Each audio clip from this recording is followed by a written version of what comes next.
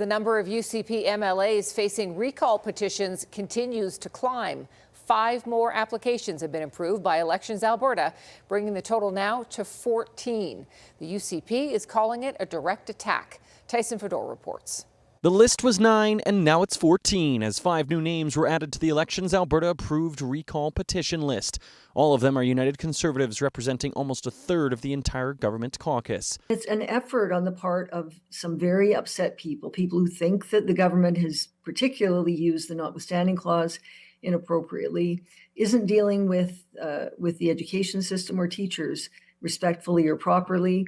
Cabinet Ministers Nathan Newdorf and Cyril Turton are among the targets. I'm here to talk about Bill 8 and ask you to go to Elections Alberta website for my comments. So is Red Deer backbencher Jason Steffen, but he still supports the legislation. I think recall is good.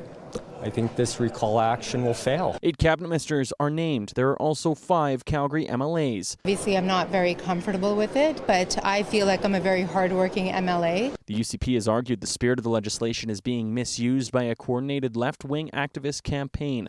A loose group is publicly calling itself Operation Total Recall and is targeting the 44 MLAs, including the Premier, who voted for the use of the notwithstanding clause. What does this mean for the UCP? They have a majority in the legislature, but it becomes disruptive. It becomes another tension that they have to manage, even as they're trying to move ahead with a policy agenda that, again, going into an AGM, that is contentious and increasingly publicized. But the individual petitioners CTV News has spoken with insist they are not part of a group effort.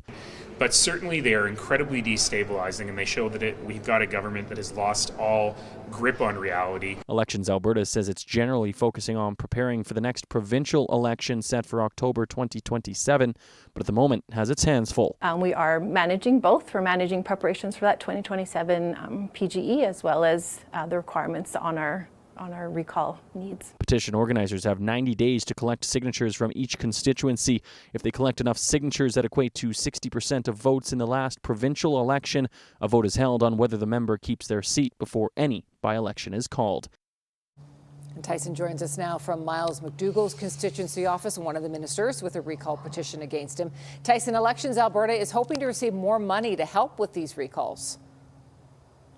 Well, Tara, if you remember just a few weeks ago, Elections Alberta was denied funding of up to $13.5 million from a standing legislature committee. Instead, it only received about $1 million, and they need this funding to help verify these recalls and help with staffing ahead of counting those signatures, and that's expected to take place once these petitions do wrap up. And they're actually headed to that standing committee next Friday, December the 5th, to ask for further funding to help with all of this. Now, if you remember, Dimitrios Nicolaides, the education minister, was one of the first recall petition campaigns that was launched. His currently organizers telling me today that that petition has received about 25% of the needed signature count to this point. So that is still a long way from reaching its threshold. Now, Tara, I can also tell you the Premier is also planning to speak with cabinet colleagues quite soon in regards to potentially updating this Recall Act legislation or making some changes. Okay, Tyson Fedor reporting. Tyson, thank you.